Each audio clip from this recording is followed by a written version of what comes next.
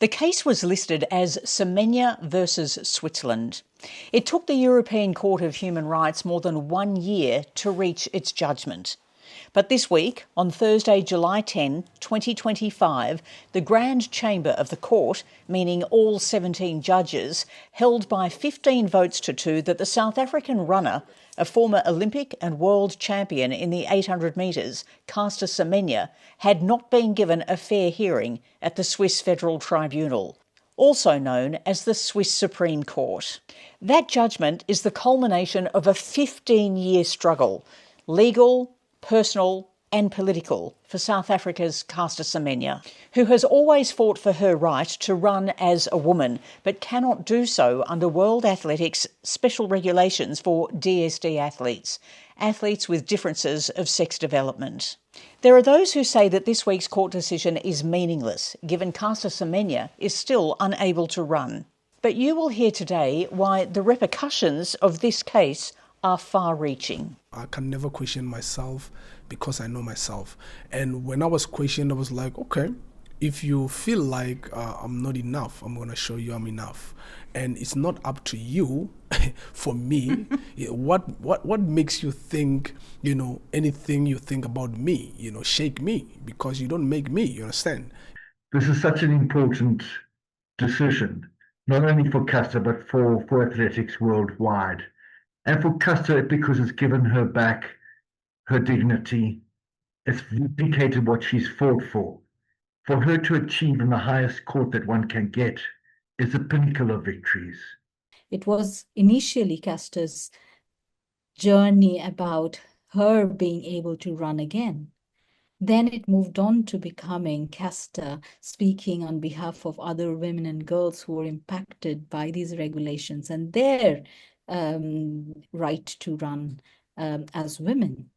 And then it became even bigger, representing, the entire African continent or the global South, girls and women, sort of talking about racism in sport, talking about sexism in sport, talking about the very Eurocentric sport governance in sport. And I think gradually Caster's battle became much bigger than what she really set out to do. Human rights to me had always been relevant, but now more rigorous application of human rights will be required.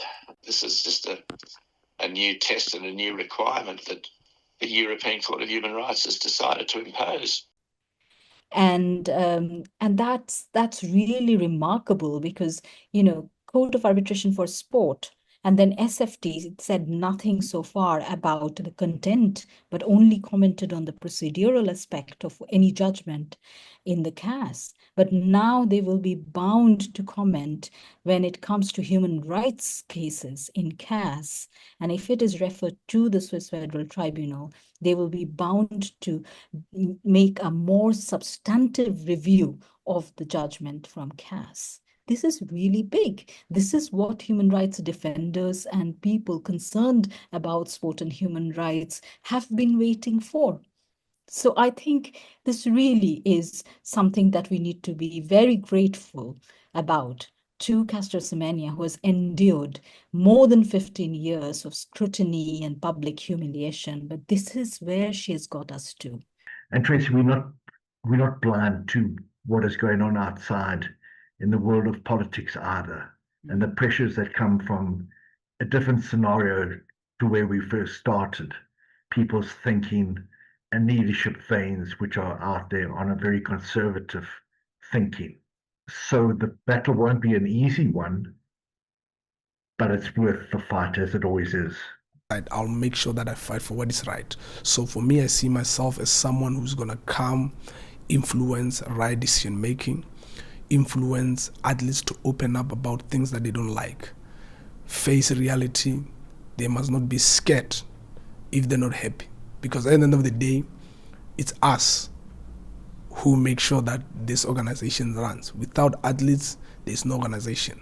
So as a leader, sometimes you need to think twice before you act. So till we athletes, we get to that position where we own what belongs to us.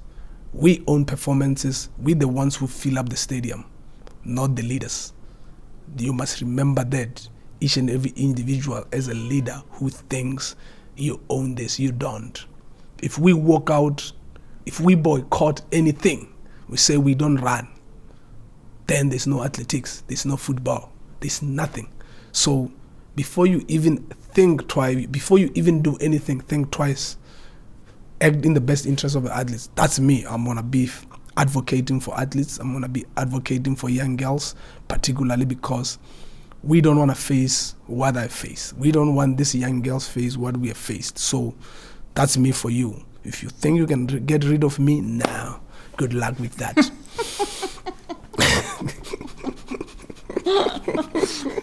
Now remember, if you want to access all of those interviews in full, you can, if you're a paying subscriber, on Patreon, Spotify or Substack. Just search Tracy Lee Holmes or the Sports Ambassador. Thanks for your company. See you next time.